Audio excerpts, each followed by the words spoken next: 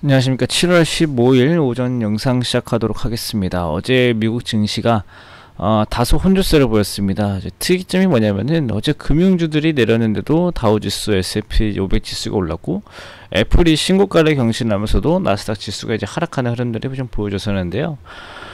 일단은 큰 이제 거시적인 방향성부터는 이제 어제 파월 연준 의장이 하원 청문회에 나갔었는데 일단은 완화적인 이런 발언들 이런 것들 좀 보였습니다. 그래가지고 시장 자체에서는 이제 뭐 크게 뭐 영향을 준 것은 없지만 이 뭐라 해야 될까요? 금융주들이 좋은 실적이 나왔음에도 불구하고 오히려 이 파월 의장의 그 정책으로 인플레이션 우려가 좀 다소 완화되면서 금리가 내려가니까, 금리가 안정되니까 금융주들이 좀 내려오기도 하면서 금융주들이 이번 실적보다는 다음 실적에, 그러니까 이번 실적은 되게 좋게 나왔지만은 다음 실적도 좋을 거다라는 전망이 딱히 없으면서 오히려 떨어졌고, 오히려 애플은 지금 당장 뭔가 실적에 대한 뭔가 좋은 그게 없었지만 아이폰 생산량을 늘리겠다 이렇게 얘기가 나오면서 애플이 신고가를 경신을 했어요. 그래가지고 오히려 이 파월 의장의 발언 이후로 이 업종별로 다른 흐름들을 보인 점들 참고를 좀 해야 될 것 같고요.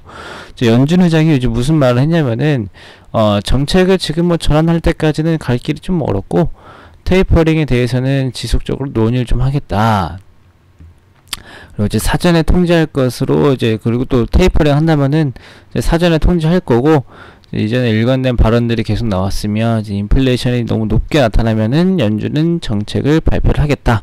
그렇지만 조기 금리 인상과 같은 성급한 대응은 실수일 수도 있다. 이렇게 얘기하면서 좀 완화적인 발언들을 얘기를 해줬습니다. 그러면서 뭐 시장에 대해서는 이제 크게 뭔가 좀 바뀐 것들은 없었고요. 전체적으로는 이제 그 전에 소비자 물가 때문에 있었던 인플레이션 우려가 좀 완화되면서 올라왔던 시장 금리가 다시 조금 안정되는 흐름들을 보여줬고요. 다만 지금 금리 수준이 너무 하락세만 보이고 있다는 것도 이게 좋은 뉴스는 아닙니다.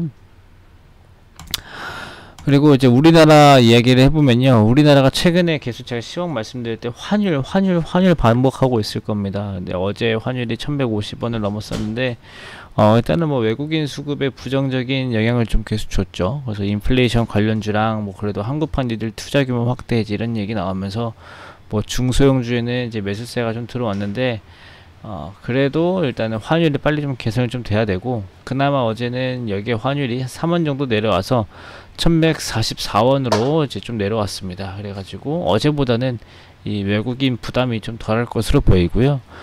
계속 말씀드린 내용이지만은 최근에 우리나라 환율이 이렇게 안 좋은 이유는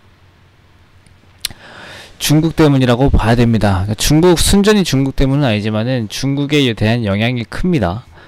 중국 경기가 이제 안 좋아지면 이게 안 좋다는 것보다 다른 나라에 비해서 덜 빠르게, 그러니까 빠르게 성장하고 있지만은 좀 덜 빠르게 좀 성장하면서 다른 나라들에 비하면은 이 중국에 대한 가치가 조금 낮아져 있는 상황인데, 자연스럽게 그 나라의 통화도 약해지고 그러면은 아시아는 중국이 제일 크기 때문에 중국의 통화를 좀 따라가게 됩니다.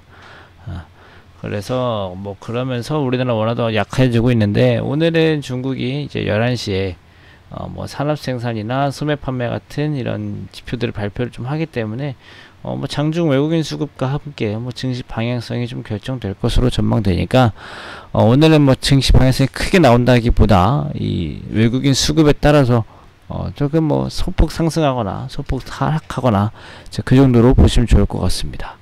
그래서 오늘도 뭐 외국인 수급 환율이 제일 중요하면서 이제 그 지표도 확인하면 좋을 것 같고, 오늘 하루도 고생하시고 이따 오후 때 다시 뵙겠습니다. 감사합니다.